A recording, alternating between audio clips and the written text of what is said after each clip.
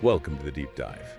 Today we're venturing into some really fascinating, maybe even, well, slightly unbelievable stories. Yeah, about Princess Diana and her connections with some very well-known celebrities. Exactly. We're looking at these surprising interactions Hmm. using material mainly from Edward White's book, Diana World, an obsession. And some related reporting that kind of fills things out a bit. Right. And our mission here, it isn't just to rehash old gossip.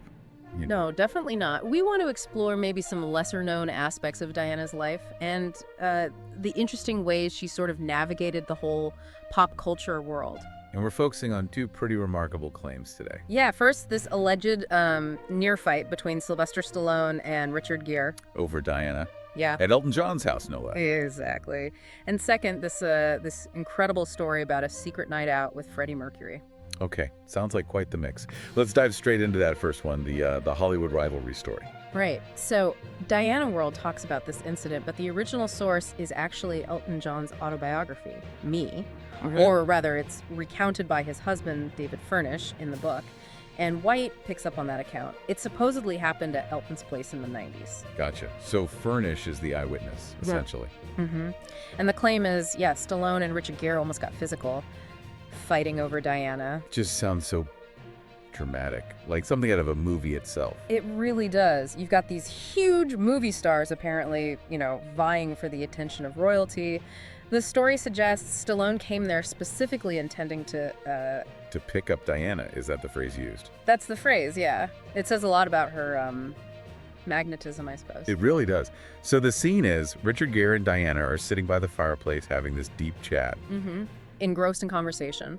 And Yeah. apparently Stallone is watching this and just, getting increasingly annoyed. Right. White mentioned Stallone felt Gere was dominating her attention. Yeah, which, considering who Stallone is, that's quite something. He's not used to being sidelined, I imagine. No kidding.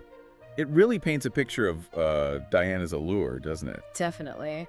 That these two massive egos were reportedly locked in this kind of tension over her? And it escalates. Apparently so. The story goes that Stallone eventually squared up to Gere, ready for a confrontation. Seriously. Yeah, and David Furnish had to step in and, break it up or calm things down. Wow. But, okay, we need to add the big caveat here, right? Yeah. Stallone says this never happened. Absolutely crucial point. Yeah, he's publicly called the whole thing a complete fabrication. Put it on Instagram, I think, a while back. So we have completely conflicting accounts. Furnish, via Elton John's book, says yes. Stallone says absolutely not. Exactly. It's a reminder, isn't it, that celebrity anecdotes, even from seemingly credible sources, can have, different versions, different memories. True. Though, as White points out, having it printed in Elton John's own autobiography does give it a certain weight. It does. You'd think they'd be careful about printing something like that if there wasn't some basis to it, especially about their own party. Yeah, good point.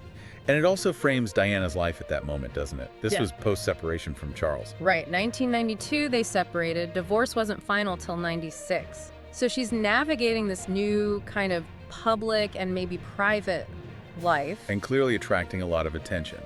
Elton John apparently described the party as having a strange atmosphere. And said he sensed Stallone felt his plans for the evening were ruined. It's quite a scene to imagine. Then dinner is served, and they're missing. Yeah, Gere and Stallone aren't there. Furnish goes looking, finds them squaring up in a corridor. It's almost absurdly dramatic. Diana's reaction through all this. That's maybe the most telling detail. Elton John described her as completely unruffled. Really.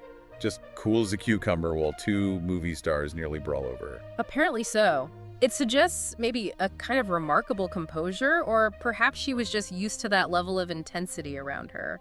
Or maybe even a bit detached from it all. Interesting. And wasn't there another little story involving Stallone wanting to sit next to her? Oh, yeah. Tessa Baring from the Barnardo's Children's Charity mentioned that. Around 93, some lunch in London. Right. Stallone apparently really, really wanted the seat next to Diana. So it wasn't just a one-off thing at the party, this keen interest? Seems not. It kind of underlines this captivating effect she had, even on someone like Stallone. And how did they handle that seating situation? Well, they apparently placated him by letting him sit next to a child who was seated next to Diana. Oh, all right. And then Diana, quite cleverly, apparently asked the child to ask Stallone about his love life, kind of using the kid as a proxy. Shows her, wit and ability to handle awkward spots. Yeah, definitely shows some charm in navigating that. Okay, let's switch gears completely now, because this next story is, if anything, even more surprising. Right, the secret night out with Freddie Mercury. It sounds like pure fantasy. The claim in Diana world is that Freddie Mercury helped Diana sneak into a gay bar. Incognito. In London.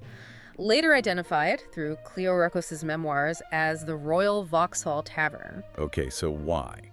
What was the thinking behind this, according to White? Well, several layers, potentially. One is just this deep desire, apparently, to experience something normal, to escape the bubble, the constant scrutiny. I can understand that. Yeah, and also this idea that maybe she felt a sort of kinship with the LGBTQ plus community as an outsider herself in many ways. Perhaps she felt embraced there. An interesting thought.